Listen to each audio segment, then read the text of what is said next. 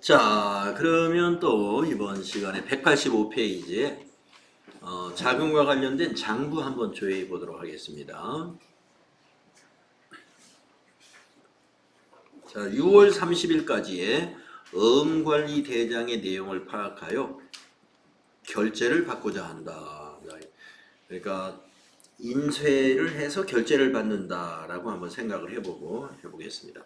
수행 1번 거래처별 받으러움 현황을 작성하여 작성을 수행하시오. 자, 그러면 조회 구분은 잔액으로 해서 6월 30일 현재 받으러움 현황을 작성해 보도록 하겠습니다. 자, 그러면 전체 메뉴 나가 보시면은요. 받으러움 현황, 지급어음 현황 모두 여기 자금관리 안에 있는데요. 여기 세 번째 받으러움 현황 클릭해 보시고요. 자, 문제에서 6월 30일까지니까 1월 1일부터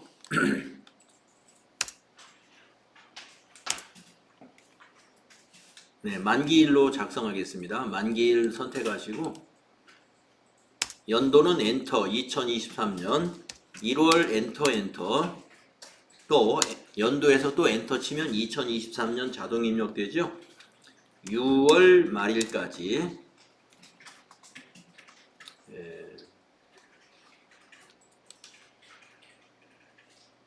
받으러 현황을 잔액을 작성하여 수행하시오. 잔액으로 해라.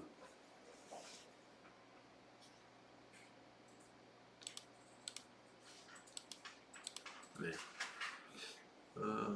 거래처별인가? 네, 거래처별이군요. 네, 그러면 여기 탭을 좀 바꾸겠습니다.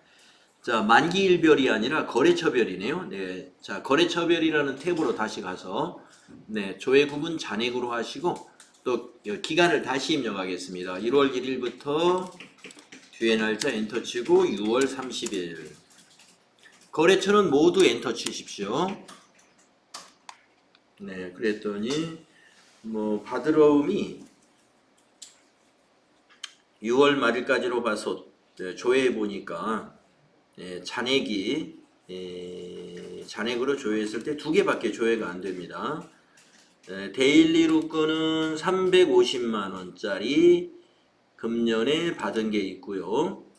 그 다음에 멋쟁이 거는 전기 2월 전기에서 넘어온 240만 원이 있는데 잔액이 없어요. 그거는 만기가 되었다는 것입니다. 그래서 만기가 되어 가지고 지금 잔액이 없는 거고요. 6월 30일 현재 우리 회사의 받으러움의 잔액은 350만 원이 되겠습니다.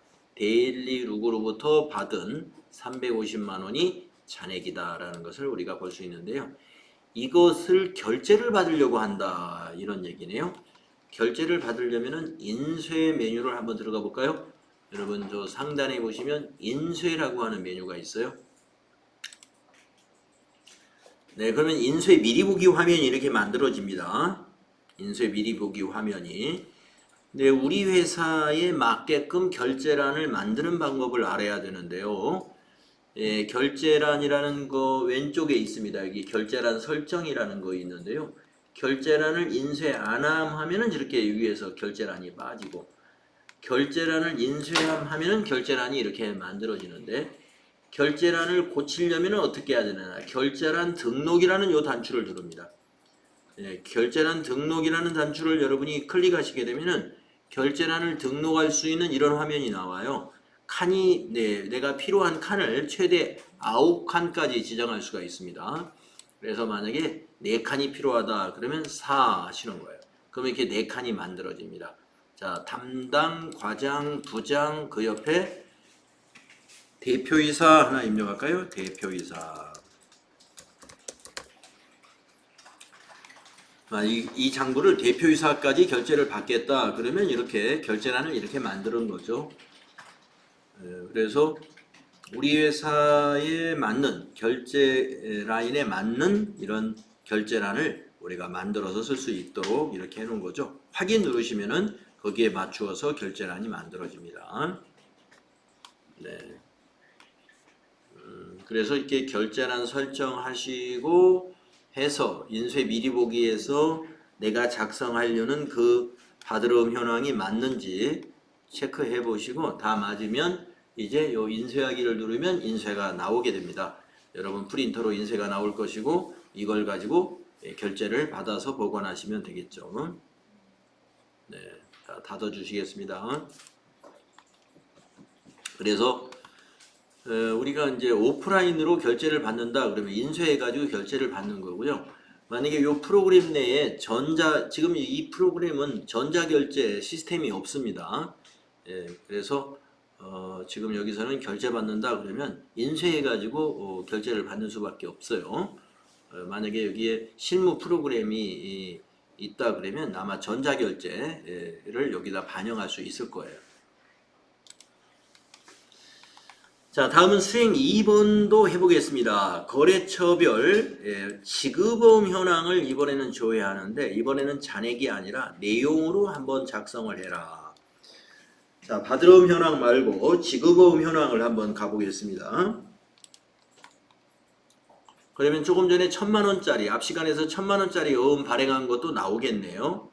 자, 여러분 여기 지급어음 현황이라는 장부 찾아가 볼까요? 전체 메뉴 가셔가지고 바드러움 현황 그 바로 밑에 있습니다. 지급어음 현황 클릭하신 다음에 거래처별이니까 거래처별이라는 탭을 또 다시 눌러주시고 잔액이 아니라 내용으로 작성해라 그랬으니까 조회 구분은 내용을 클릭해 주시고요. 거래처는 처음부터 끝이니까 엔터를 2번 치시고 기간은 1월 1일부터 6월 30일까지로 작성하겠습니다. 네, 그러면 하나밖에 없습니다. 1000만원짜리. 네, 우리가 6월 30일에 1000만원짜리 어음 신사숙녀에 지급한 그 거래에 있었죠? 네, 그거 하나만 나옵니다. 자, 이거는 화면을 조회해보는 그런 화면이고요. 이걸 결제를 받으려고 한다, 인쇄해서. 그렇다면 상단에 인쇄 버튼을 누르면 이 양식이 좀 달라집니다. 네, 이렇게 인쇄가 됩니다. 지급어음 현황, 거래처와 내용. 그래서 회사는 우리 회사가 주식회사 3일패션이고요. 신사숙녀에 대한 거래처의 지급어음 현황을 이렇게 인쇄를 했어요. 이것도 결제란을 만들려면은 여기 결제란 선택 누르셔가지고 결제란 인쇄함 클릭해 주시고 결제란 등록을 눌러서 4칸이 필요하다 그러면 4 하신 다음에 내가 이런 내용을 더 이렇게 추가로 입력해서 쓸 수 있다 그랬죠. 이 결제란을 회사에 따라 다르겠습니다만은 이 문서의 제목 위에다가 지금처럼 인쇄할 수도 있고 요 아래에다 인쇄할 수도 있죠. 조금 전에 바드러움 현황은 아래에다 인쇄했으니까 이것도 아래에다 한번 넣어 보겠습니다. 그러면 여기 보면 인쇄 위치가 있어요. 결제란의 인쇄 위치를 타이틀 하단 하면은 이게 아래로 내려오고 타이틀 상단 하면은 저 위로 올라가고요. 결제란의 위치도 이렇게 선택할 수가 있습니다. 그렇게 해서 이 장부가 이 양식이 잘 만들어졌다 하면은 실제로 인쇄해서 결제를 받는 용도로 사용하면 되겠습니다. 네, 닫아주시면 되고요. 시험에서는 바드러움 현황, 지급어음 현황을 조회해서 뭔가 질문을 여러분에게 던질 거예요. 그 질문의 답을 여러분이 찾아서 답안을 기입하시면 됩니다. 다음은 수행 3번 해보겠습니다. 어음 집계표. 어음 집계표에 가면은 어음 수불장을 우리가 볼 수가 있는데 거기에도 어음이 한 장밖에 없을 거예요. 왜냐면 어음 등록한 게 하나밖에 없으니까. 네. 한번 가보겠습니다. 어음 집계표에 가서 수불장을 한번 보도록 하죠. 네, 전체 메뉴에 가서 금융자금관리 쪽에 보면요. 지급어음 현황 밑에 어음 집계표 있습니다. 이거 클릭하시고 여기 구분은 수불장 하시고 금융기관에서는 그냥 엔터로 지나가면요. 전체 처음부터 끝으로 선택이 되고요. 어음책 수령 날짜도 그냥 엔터 쳐서 모든 기간으로 선택을 하시면은 우리가 국민은행에서 전자어음 하나 받았던 거 기억나시죠? 거기에 1,000만 원짜리 어음을 발행했었어요. 그래서 밑에 보시면 수령 한매, 발행 한매 이렇게 되어 있고 그 발행한 건 아직 결제가 안 됐고요. 미발행 영매 이렇게 수불 내용이 보입니다. 그동안 어음을 우리가 수령한 게 많다 그러면 여기 계속 기록이 될 거예요. 우리는 지금 어음 수령한 거, 어음 등록한 게 하나밖에 없었거든요. 그래서 하나만 수불장에서 볼 수가 있는 것이죠. 그래서 어음을 등록하면 그 내용이 어음 직계표에 이렇게 기록이 된다. 네, 알고 계시면 되겠습니다. 이것도 물론 결제란을 넣어서 인쇄할 수 있습니다. 다음은 5번째, 일일자금 명세서의 작성을 한번 해보도록 하겠습니다. 자, 6월 30일 시점에 일일자금 명세서의 명세의 내용을 파악하여 결제를 받고자 한다. 일일자금 즉 격리 일부라고도 합니다. 일일자금 명세를. 그래서 6월 30일자로 하루 거 작성을 해보는 거. 일보기 때문에 이거는 하루하루 작성을 하는 거거든요. 그러면 한번 작성해 보도록 하겠습니다. 근데 왜 마우스가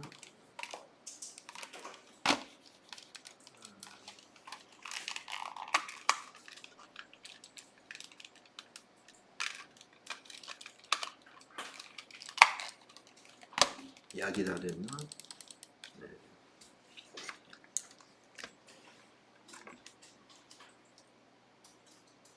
그러면은 전체 메뉴 가셔가지고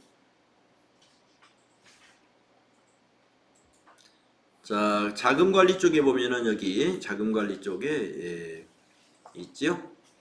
맨 위에 있습니다. 일일자금 명세 격리일보 클릭하시고 6월 30일 거 작성하라고 그랬으니까요. 월을 6으로 바꾸시고 뒤에 날짜는 30 입력합니다. 네. 자, 전체 하시고요. 엔터. 네, 그러면 이런 양식이 작성이 되는데 상당히 복잡해 보이죠? 일일자금 명세서가.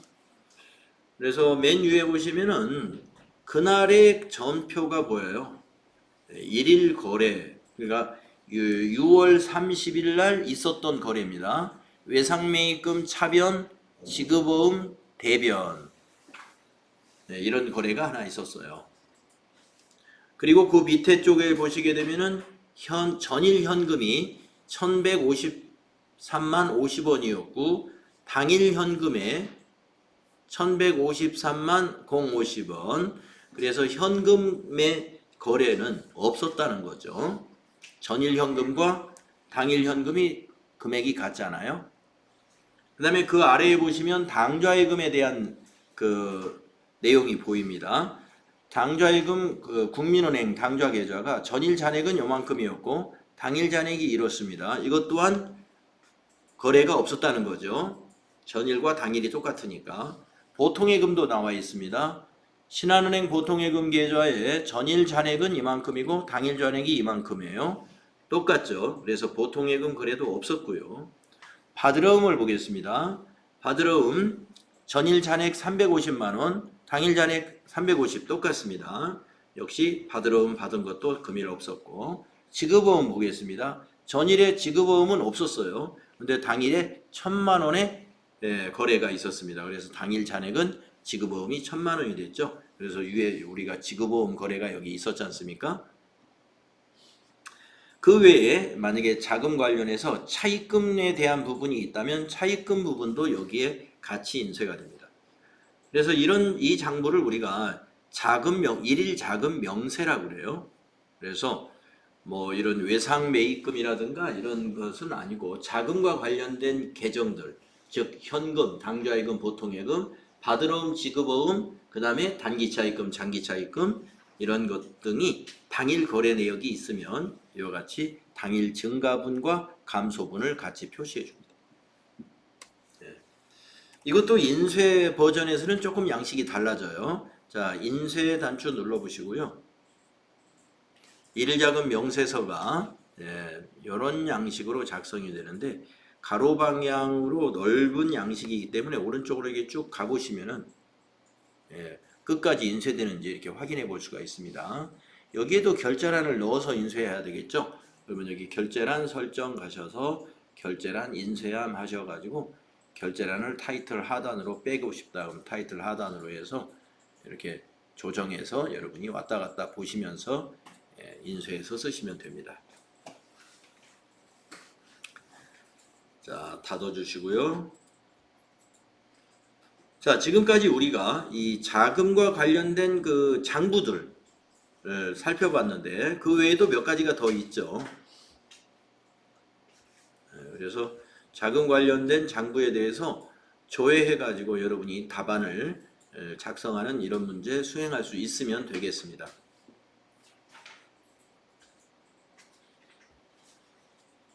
자, 수행과제 풀이 밑에 나오는데요. 우리가 했던 것과 차이가 혹시 있나요?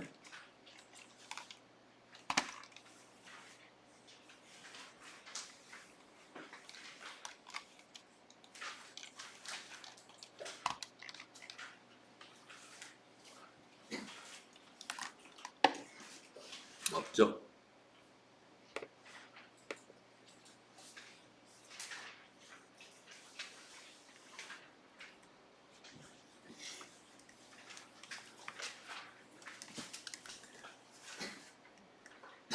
풀이가 굉장히 기네요. 우리가 그동안 여러 개를 해가지고.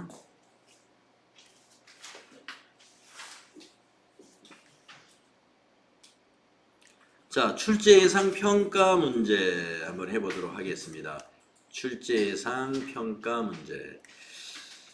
5문제 있는데 어렵지 않게 할 수 있죠. 자, 1번 현금 출납장 조회 문제가 나왔어요. 매월 말 현금 잔액으로 옳지 않은 것은. 그런데 이 문제는요. 현금 출납장에서 조회하라고 했지만 저는 이 문제를 할 때 현금 출납장을 안 볼 것 같아요. 매월 말 잔액을 보는 것은요. 총개정 원장이 더 훨씬 빠르게 볼 수가 있습니다. 그래서 일단 현금 출납장에서 한번 조회해 보시고 그 다음에 총개정 원장에서도 한번 조회해 보겠습니다. 총개정 원장이 훨씬 빨라요. 자, 그러면 먼저 현금 출납장 한번 볼까요? 전체 메뉴에 여기 장부에 보시면은요. 현금 출납장 어디 있나요? 여기에 있죠? 총개정 원장 바로 밑에 있습니다.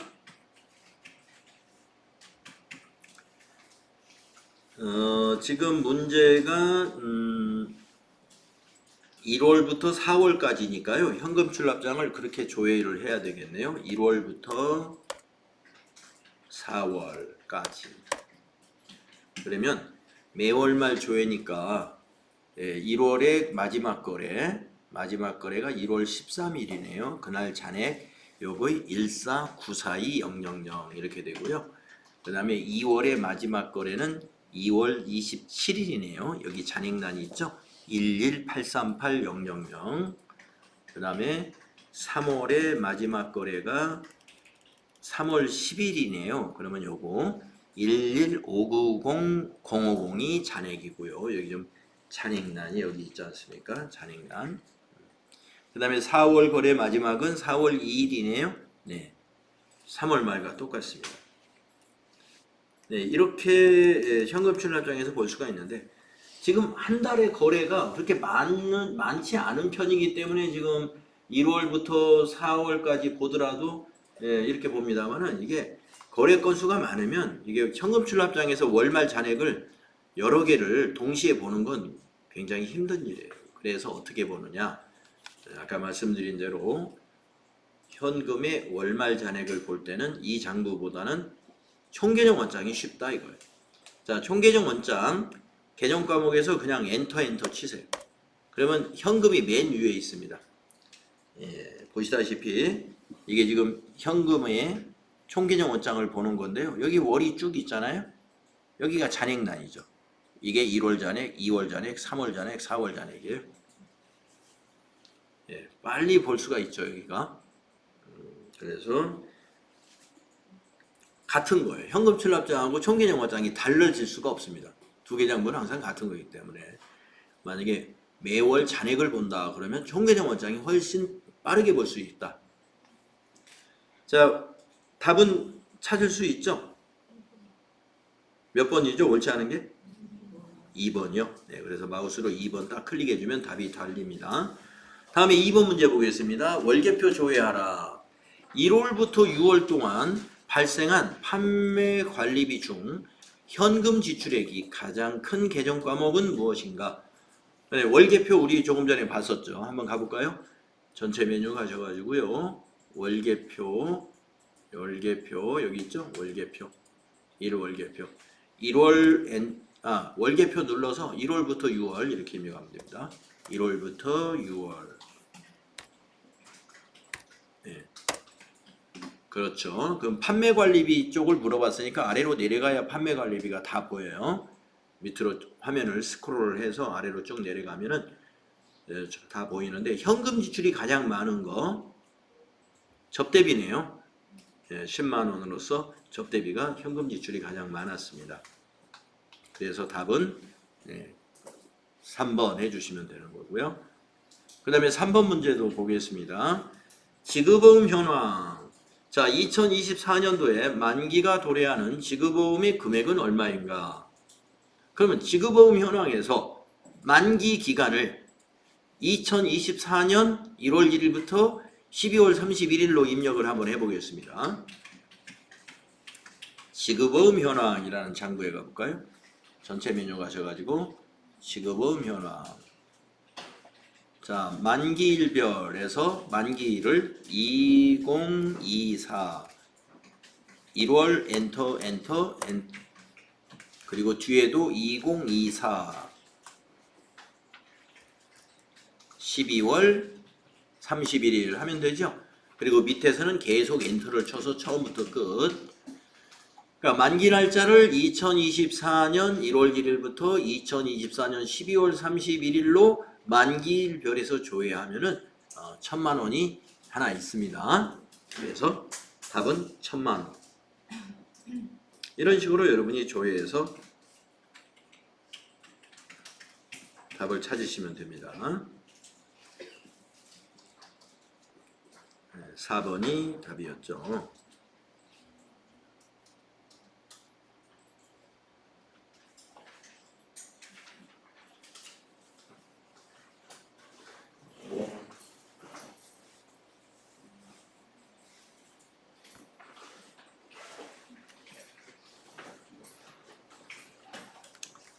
다음 문제는 4번 일일자금 명세서 6월 30일 일일자금 명세서의 내용으로 옳지 않은 것은 우리가 일일자금 명세서는 6월 30일 거를 우리가 작성을 해봤으니까 그 밑에 거 하겠습니다. 5번 예적금 현황을 조회하라. 6월 말 신한은행 보통예금 잔액은 얼마냐? 예적금 현황 한번 가보세요. 전체 메뉴에 예적금 현황. 예적금 현황에서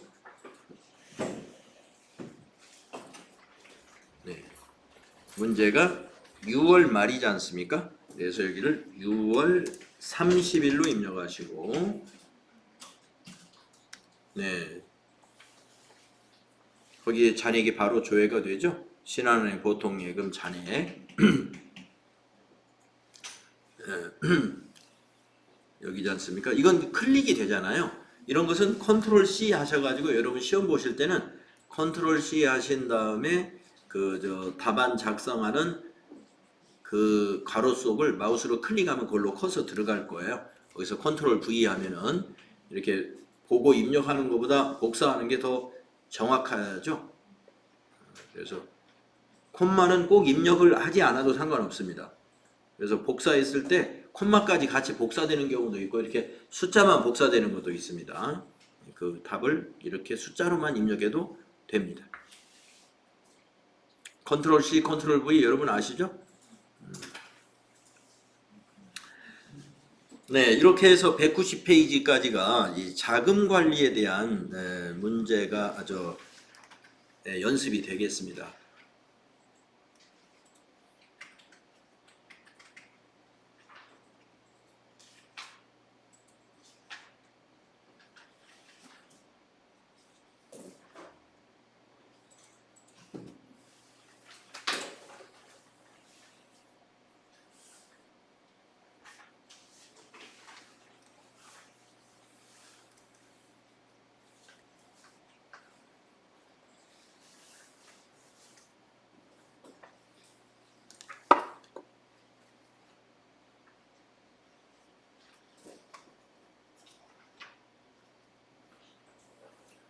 그리고 이제 다음 단어는 부가가치세 신고 관련 거래입니다. 여기가 이제 전표가 바뀌어요. 메인 매출 전표로. 그래서 이제 일반 전표 입력은 이제 연습이 끝났습니다. 네, 일반 전표 입력이 연습이 끝나고 이제 전표 입력의 두 번째 전표 메인 매출 전표 입력 이거 연습하면 여러분이 이제 전표 입력에 대해서 다 배우시는 거예요. 자, 메인 매출 전표 입력은 바로 이 부가가치세 신고와 관련된 거래입니다. 자, 우리가 그동안 부가가치세 이론을 쫙 공부했습니다. 네. 그래서 부가가치세란 무엇이냐 이런 설명, 또 과세기간이 어떻게 되느냐. 네, 여기는 과세기간 제대로 돼 있네요. 요거 좀 다시 한번 공부하고 가겠습니다. 193페이지. 우리 교재 앞에 본문에서 이론 부분에서 부가가치세 과세기간이 여러분 책에 약간 여러분 좀 혼란스럽게 만들어져 있었어요. 자, 부가가치세 과세기간 이 표로 잘 정리해 주세요. 자, 일반 과세자 기준입니다. 일반 과세자 기준. 간이 과세자는 1기, 2기가 없습니다. 간이 과세자는 그냥 1월 1일부터 12월 31일이고요. 지금 여기에서는 일반 과세자 기준으로 설명을 하는 겁니다. 자, 1기는 1월 1일부터 6월 30일, 2기는 7월 1일부터 12월 31일입니다. 그리고 직전 과세기간의 공급가액이 1억 5천만 원 이상 되는 법인과 1억 2천만 원 이상 되는 법인의 경우는 애정신고를 해야 되죠. 애정신고. 그래서 1기의 애정신고 기간은 과세기간이 1월 1일부터 3월 31일이에요. 그러니까 1월부터 3월이라는 얘기고요. 2기의 애정신고는 과세기간이 7월부터 9월입니다. 7월부터 9월. 그래서 결국에 법인은 부가가치세 신고를 1년에 4번 하는 셈이 됩니다. 4번을 하는데 언제 하느냐? 1기 예정에 대한 것은 4월 25일까지. 그리고 1기 확정에 대한 것은 7월 25일까지. 근데 여러분이 이 확정 신고 기간이 왜 6개월로 이렇게 되어 있냐면은 사실은 확정 신고는 예정 때 신고한 건 빼고 하는 거예요. 그러니까 이제 여러분이 우리 실무에서 작성할 때는 기간을 1월 1일부터 6월 30일로 입력하지 않고 4월부터 6월로 입력할 거예요. 4월 1일부터 6월 30일. 그런데 왜 1월 1일부터 6월 30일이라고 이렇게 중복으로 했느냐 하면은요. 우리가 예정신고 때 누락한 것이 있으면 확정신고 때 포함해서 신고하는 거예요. 누락한 게 있을 때. 네. 그러니까 예정신고 시 누락한 것은 확정신고 때 같이 신고할 수 있습니다. 그래서 확정신고 기간을 1월 1일부터 6월 30일이라고 했습니다만은 우리가 이제 실무 수행하면서 부가가치세 신고서 1기 확정신고 거를 조회합시다. 그러면 3개월치만 조회해야 돼요. 4월 1일부터 6월 30일. 그러니까 4월 1일부터 6월 30일을 과세기간으로 해서 예정신고 때 누락된 부분을 입력하는 칸이 따로 있어요. 그래서 여러분이 실제로 이렇게 6개월 중복해서 신고하는 것은 아니고 예정신고 때 신고한 건 빼고 신고하는 겁니다. 자, 그리고 여기 신고 납부 기간도 다 알아두세요. 2기 예정은 10월 25일까지 신고 납부. 2기 확정은 다음해 1월 25일까지 신고 납부한다. 네, 요 표 일반 과세자의 과세 기간의 표입니다. 요 꼭 알고 계셔야 됩니다. 자, 전자세금계산서 발급에 대해서도 우리가 이론 때 세금계산서 쪽에서 충분히 공부했습니다. 그 내용이에요.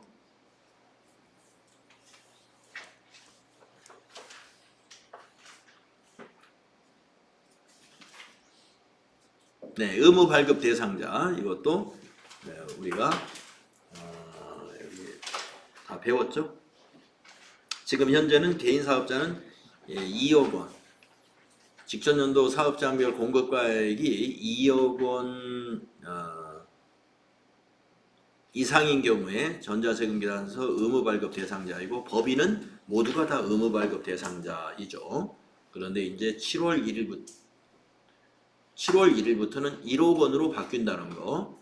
지금이 4월이니까 3개월이 지나면 1억 원으로 다시 바뀌어서 적용이 된다는 거죠.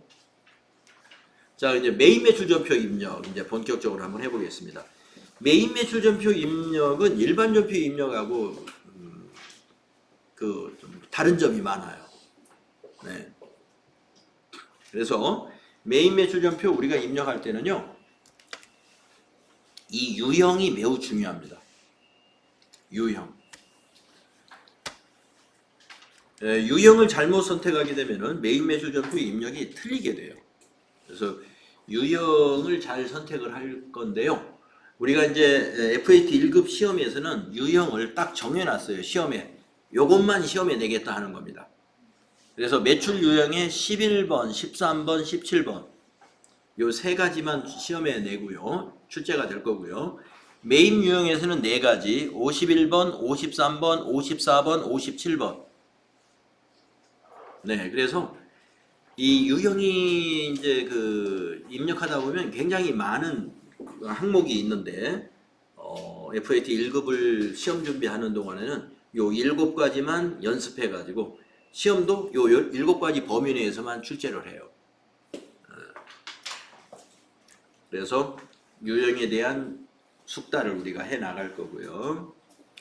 분계는 우리가 자동 분계하는 게 굉장히 많이 있습니다.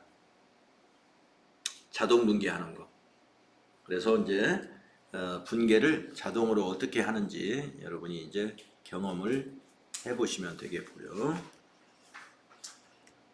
다음에 이제 그 다음 페이지에 보니까 유형에 대한 설명이 나오는데요. 네, 우선 매출 유형에서 세 가지만 설명하겠습니다. 네, 나머지는 자연스럽게 나중에 알게 될 거예요. 세 가지만 설명하고요. 여러분이 나중에 TAT 2급에서 TAT 2급 시험 볼 때는 어떤 유형이든지 다 시험에 나오거든요. 근데 그때는 이미 이제 여러분이 메인 매출 전표에 숙달이 돼 있어가지고 어떤 유형인지 자기가 판단할 수가 있게 돼요, 이미. 그래서 이제 지금 처음이니까 요 세 가지만 판단을 한번 할 줄 알면 됩니다. 자, 여러분 매출이라는 건 뭐냐면은 팔았다는 겁니다. 상품을 팔았다 이거예요. 네, 상품을 매출했다. 자, 그래서 11번 유형으로 입력하는 건 뭐냐면은 이거예요. 세금 계산서 발급에 의한 매출. 네. 그러니까 세금 계산서를 우리 회사가 발급했다 하면 무조건 유형이 11번이다 이렇게 생각하면 됩니다. 세금 계산서를 발급했다 11번. 두 번째 13번은요. 여기 설명 보세요. 면세사업자가 발급하는 계산서에 의한 매출. 자, 그래서 우리가 이제 이 13번 문제를 낼 때는 뭐라고 문제를 내냐면 과세사업과 면세사업을 겸업하고 있다라고 가정을 하고 이 문제를 푸세요. 이렇게 문제를 해요. 네. 과세사업과 면세사업을 겸하고 있다. 그러니까 면세사업자가 발급하는 게 계산서거든요. 그래서 계산서를 발급했다 그러면 무조건 여러분 13번이에요. 네, 판단이 아주 간단합니다. 세금 계산서를 우리 회사가 발급했다 11번. 계산서를 발급했다 13번. 13번이 면세 매출. 그 다음에 이제 17번 보시면은 과세 대상 거래의 신용카드 매출 전표 발급에 의한 매출. 네. 신용카드로 발급했는데 거기에 세금이 있다 이거예요. 그러면 그건 과세 대상 거래라는 얘기예요. 네. 그래서 신용카드에 부가세가 있는 신용카드 우리 회사가 발급했다. 신용카드 매출 전표. 그거 무조건 17번이에요. 네, 요 세 가지만 알고 계세요. 됩니다. 그러니까 이 매출에 대해서는 이 세 가지만 내겠다는 거예요.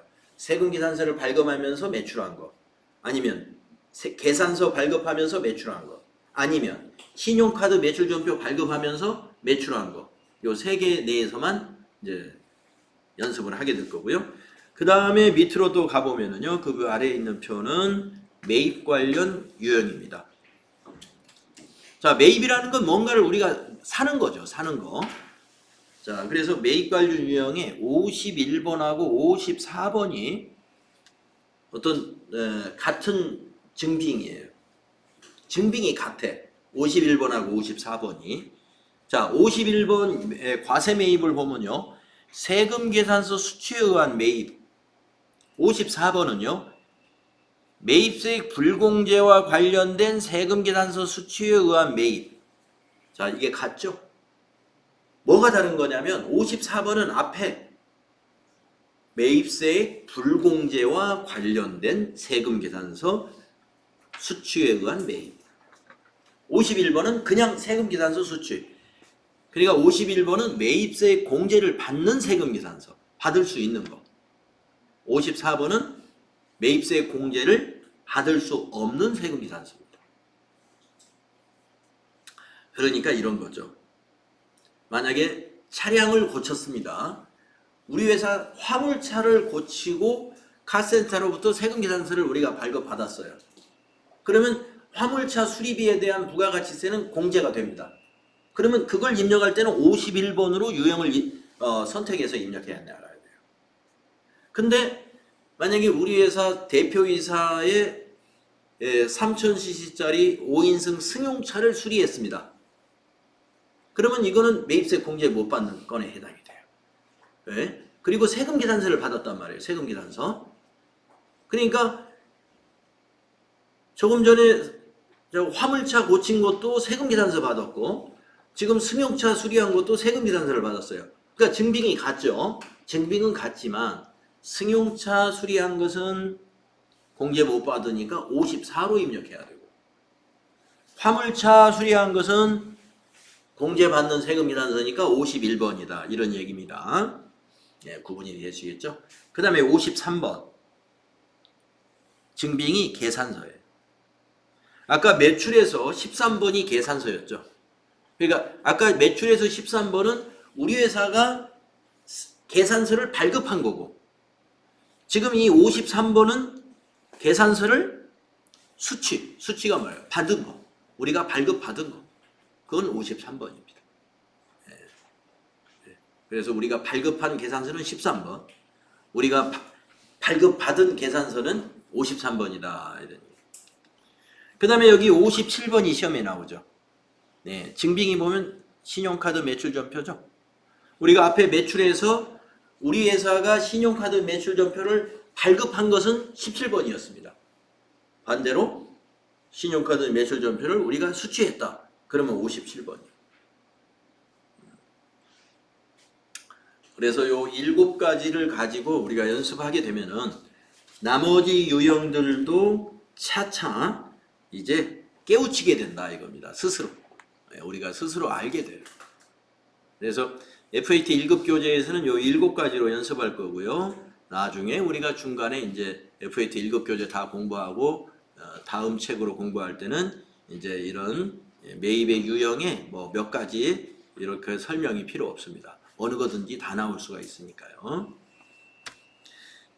자, 그렇게 해서 우리가 이제 매입 매출 전표를 입력해 나갈 겁니다. 거기 뭐 세금 계산서 발급 방법 이런 것은 우리가 실제로 해봐야 되는 것이기 때문에 이건 나중에 여러분이 참고로 읽어보면 되는 거고요. 쭉쭉쭉 넘어가면 되겠습니다. 그래서 바로 수행과제 한번 해보도록 하겠습니다.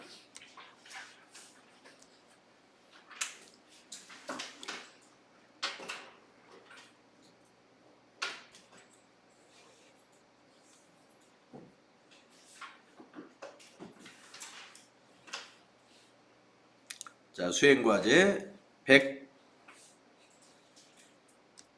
198페이지죠? 네, 198페이지 보시기 바랍니다.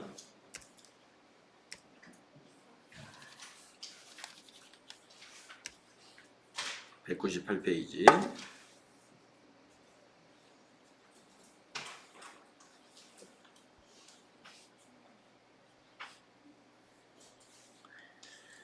전자세금계산서 발급 및 전송. 네, 자, 자료 1번 거래명세서를 보고요.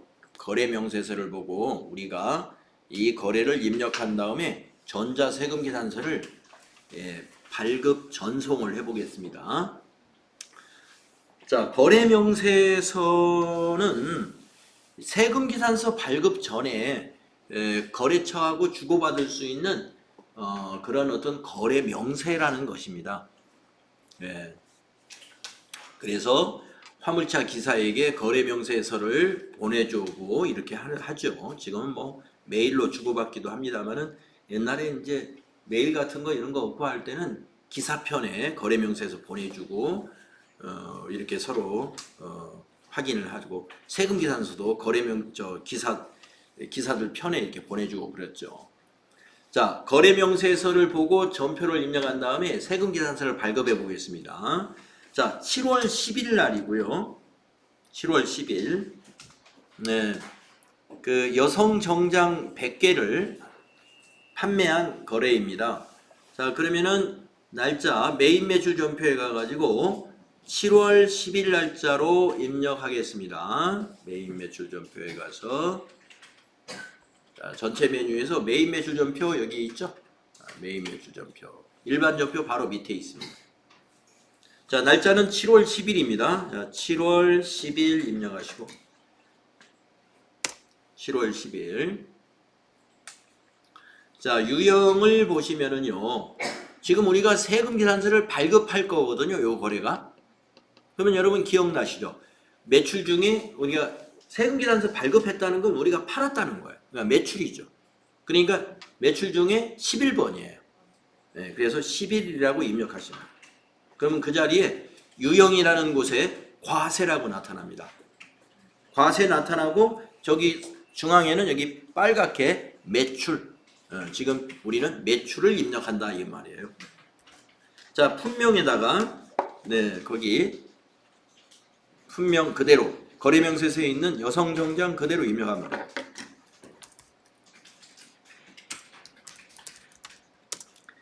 자, 수량 몇 개죠? 100개. 단가는요? 10만원 이렇게 입력하십시오. 수량하고 단가를 입력해 주면은요, 공급가액은 자동 계산되고요, 부가세도 자동 계산되고요, 합계도 자동으로 입력이 됩니다. 네, 수량 단가가 있어서. 그러면 엔터로 코드까지 넘어가요. 네, 두 번 치면 코드란으로 커서가 가는데 저 코드는 거래처 코드예요.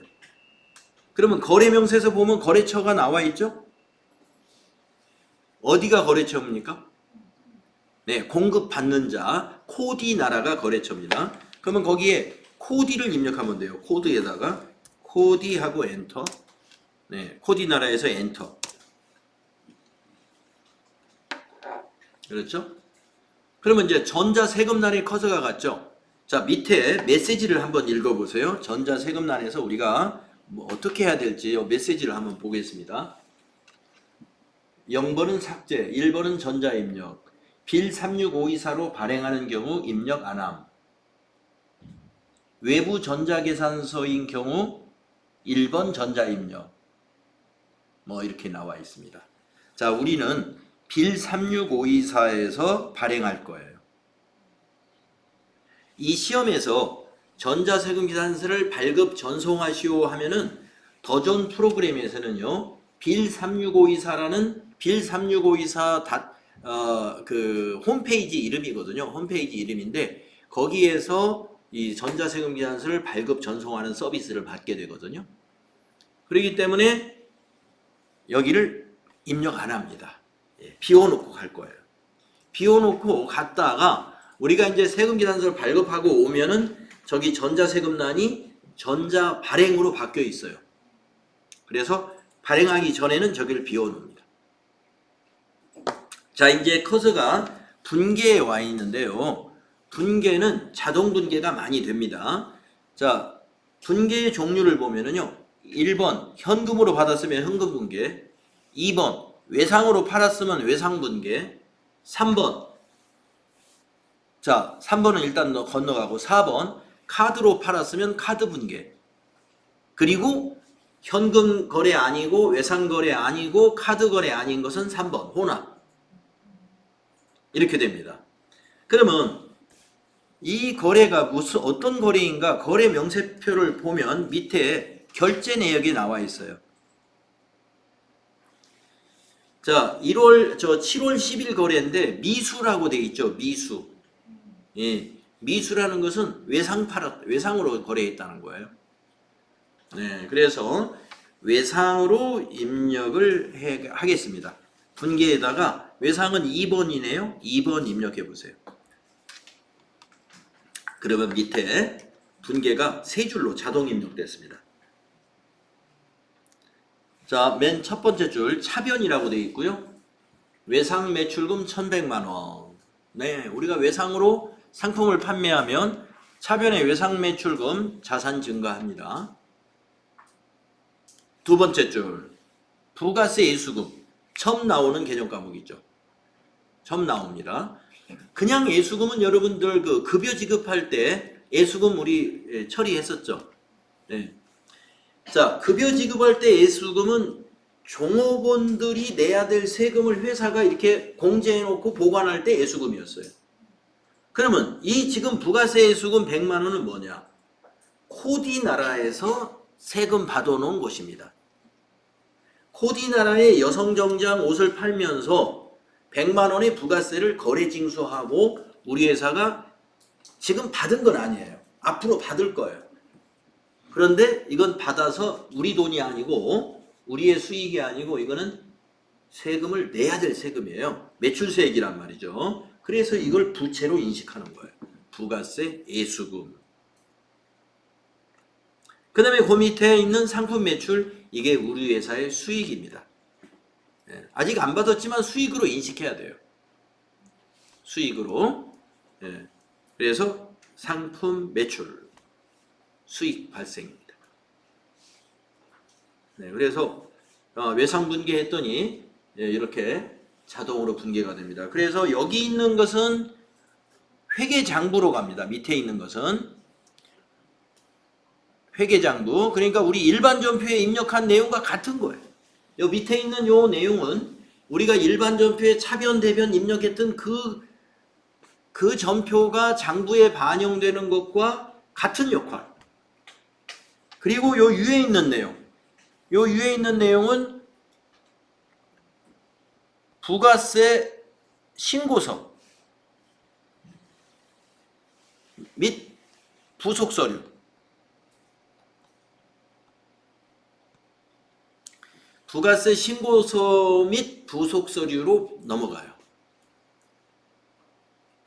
그래서 이 메인 매출전표 입력은 두 가지를 한꺼번에 하는 거예요. 부가세 신고 준비도 하고, 부가세 신고 준비하는 것은 위에 입력된 내용이 거기에 반영이 되는 거고요.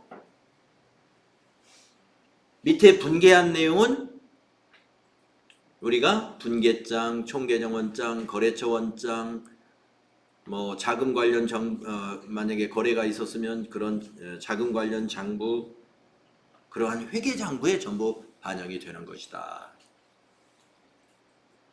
그래서 이거는 이제 부가가치세 관련 거래니까 조금 있다가 우리가 부가가치세 신고서 어디에 반영되는지 확인을 시켜드리겠습니다.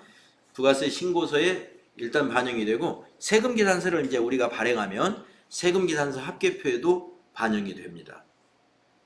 자, 그러면 세금계산서를 발행하려고 하겠습니다. 자, 전체 메뉴 가셔가지고 세금계산서 발행이라는 메뉴는 이 안에 있는데요.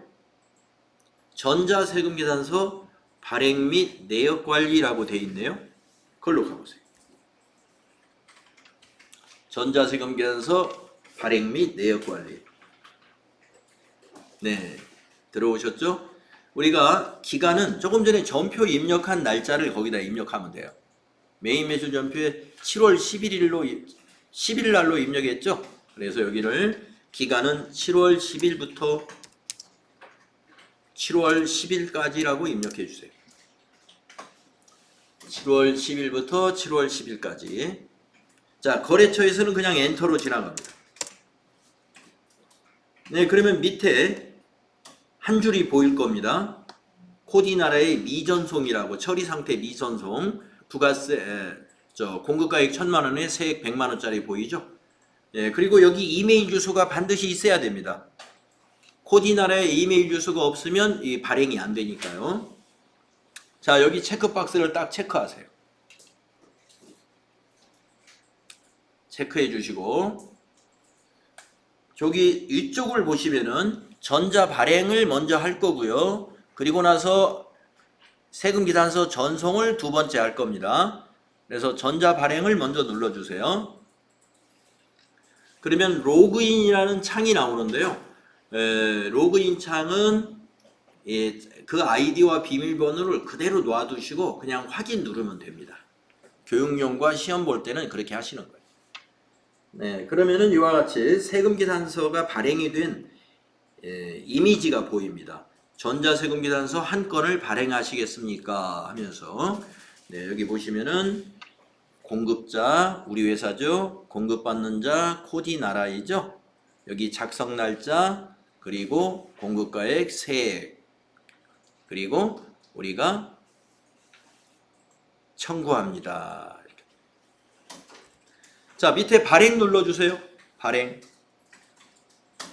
그러면 세금계산서 발행 요건 한 건 중 한 건의 전자세금계산서가 발행되었습니다. 나오죠? 확인. 그러면 여기 처리 상태가 아까는 미발행이었는데 확인 요청이라고 나옵니다. 확인 요청은 뭐냐면 이 메일로 보냈으니까 이제 코디나라에서 이 회계 담당자나 사장님이 저 메일을 읽어봐야 돼요. 네. 그래서 확인 요청. 국세청은 발행 대상. 국세청에는 아직 발행이 안 된 상태다. 우리가 실무용 프로그램에서는 다음날 자동으로 국세청에 전송을 합니다만은 우리 시험 볼 때는 꼭 일로 가야 됩니다. 그래서 아카데미 전자세금계산서로 가가지고 마무리 해줘야 돼요. 자, 아카데미 전자세금계산서 클릭합니다. 그러면 아까 제가 빌 36524에서 발행할 거라고 그랬잖아요. 예, 빌 36524 홈페이지 그림이 나타나죠. 여기서도 여기 주어져 있는 아이디와 비밀번호를 그냥 로그인 누르면 돼요. 로그인 눌러주세요. 예, 그러면 로그인이 되어서 해당 메뉴로 들어간 화면이 보입니다. 여기에 들어와서 국세청 신고 상태에서 미전송을 여기 체크하세요. 미전송. 국세청 신고 상태에서 미전송, 그리고 밑에서 매출 조회를 딱 누르면 우리가 조금 전에 우리가 발행할 때, 거래처에 발행할 때 보았던 그림이 나타납니다. 나타나죠? 안 나와요? 여기 미전송 여기 체크하고 매출 조회 눌러보세요. 안 나와요? 나왔어요? 네. 여기 미전송 체크하고 매출 조회.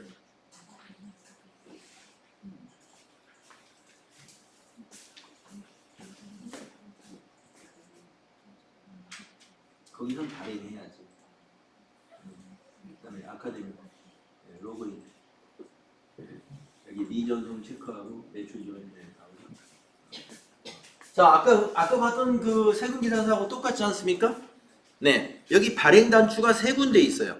여기도 있고, 여기도 있고, 여기도 있고. 이 세 개 중에 아무거나 누르면 됩니다.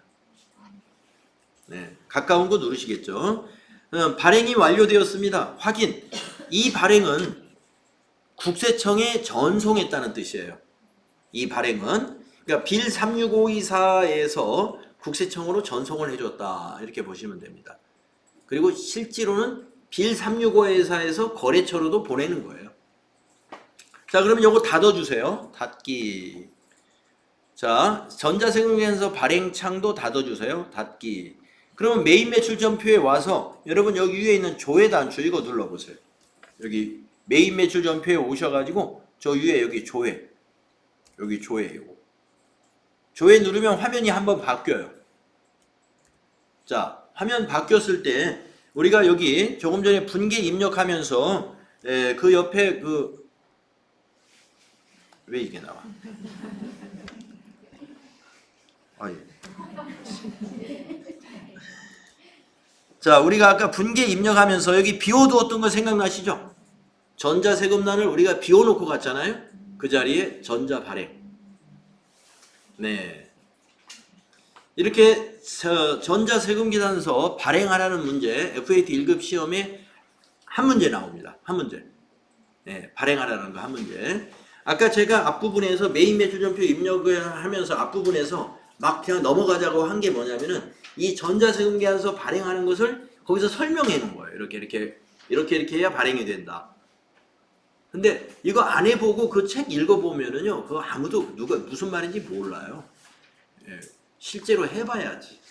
그래서 이거를 실제로 여러분이 지금 한 번 해봤으니까 한 번 더 해보고 한 번 더 해보고 한 5번만 해보면 그냥 선수가 돼요. 이거.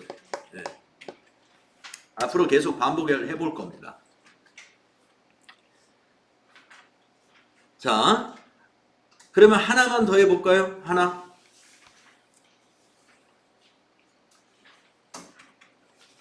자, 그 밑에 거. 그 밑에 거 해보겠습니다. 7월 15일 거. 이것도 세금계산서 발행할 거예요. 자, 여성 자켓 1000개 5만원짜리 한번 입력해 봅시다. 7월 15일로 메인 매출 전표 7월 15일로 날짜 바꾸세요. 유형은 이것도 11번이죠. 네. 자켓 1000개 5만원짜리. 그러면 5천만원에 500만원 맞습니까? 네. 거래처는 이번은 데일리룩이죠. 데일리룩. 코드에다 데일 엔터. 전자세금란 이거 발행할 거니까 비워놔야 돼요. 네, 비워두시고. 자, 이거는 무슨 판매했는지 거래명세서 한번 보실래요? 입금액이라고 되어 있네요. 거래명세서에. 현금으로 팔았다는 거예요. 네, 입금. 그러면 여기를 분계를 현금은 1번이죠? 1번 넣어보세요. 그러면 입금전표로 딱 입력이 됩니다. 입금전표니까 차변이 전부 현금이 5,500. 대변의 5,500은 뭐냐면 부가세 예수금이 500만원, 상품 매출이 5천만원 해서 5,500이 대변이에요. 여기 우리가 분계를 현금으로 하니까. 그래서 여기 회계, 분계 OK입니다. 잘 됐어요. 네. 그러면 이 전표 입력 끝났어요. 일반 전표보다 더 쉽죠? 자동 분계가 되니까. 자, 상품을 팔면 대변이 상품 매출과 부가세 예수금 나옵니다. 여러분 꼭 기억하세요. 대변은 상품을 팔았다 그러면 대변이 뭐예요? 상품 매출. 공급가액은 상품 매출로 가고 부가세는 부가세 예수금. 부채. 자, 그러면 여기 부가세 신고서하고 세금계산 이거 세금계산서 발급하러 가야죠. 자, 다시 한번 가겠습니다. 세금계산서 발급하러 갈 거예요. 그러면 어디로 가요? 아까 갔던 메뉴 아시죠? 여기 전자세금계산서 발행 및 내역관리 여기로 가시고 7월 15일이었나요? 네, 7월 15일부터 7월 15일로 기간을 입력한 다음에 엔터를 3번 쳐보세요. 네, 미전송 하나 보이잖아요. 이거 체크하시고 체크하시고 위에서 전자 발행 그리고 확인. 네, 세금계산서 그림 보이죠? 밑에서 발행.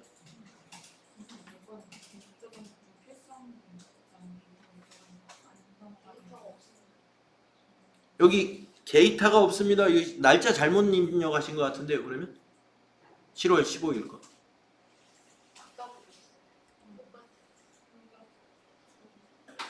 전표 입력을 했는데 네. 자, 나머지 분들은 한번 발행하고 전송, 국세청 전송까지 한번 해보세요.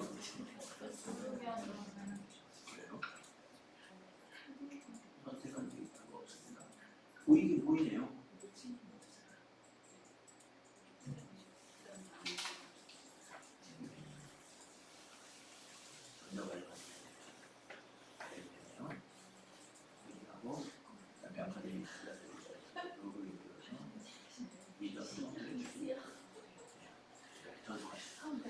네, 뭐 에라면 쓰긴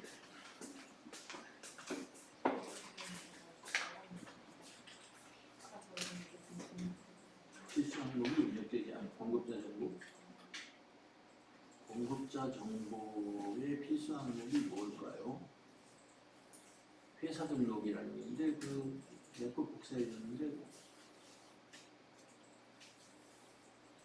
쓸 리가 없다. 전자세금 10월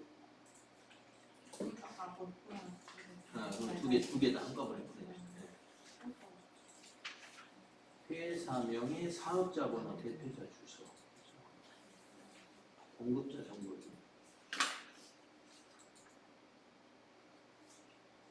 이게 다 있는데.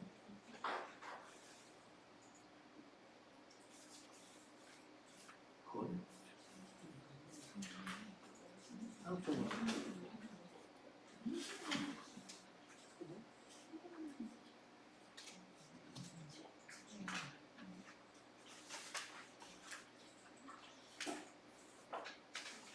필수 항목이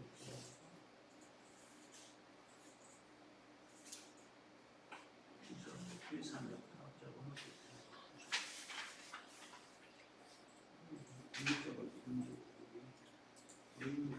네이버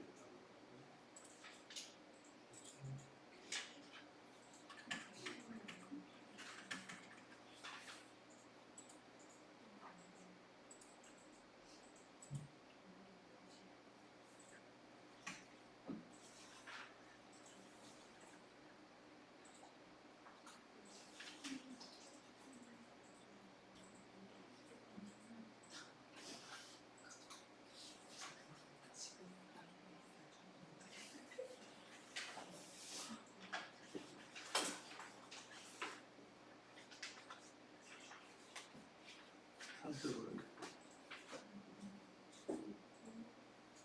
다 있는데.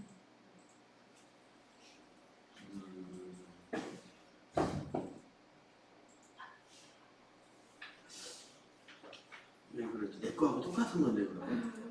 네. 네, 나중에 한번 확인해 봅시다. 시간이 돼서 마무리를 해야 되니까. 네, 저기 좀 이상한 현상이 있습니다. 내 거 아까 백업 데이터 똑같이 없는데. 자, 발행을 하십시오, 여러분들. 네, 제가 지금 에러 있는 거 봐주느라고 하는데. 예.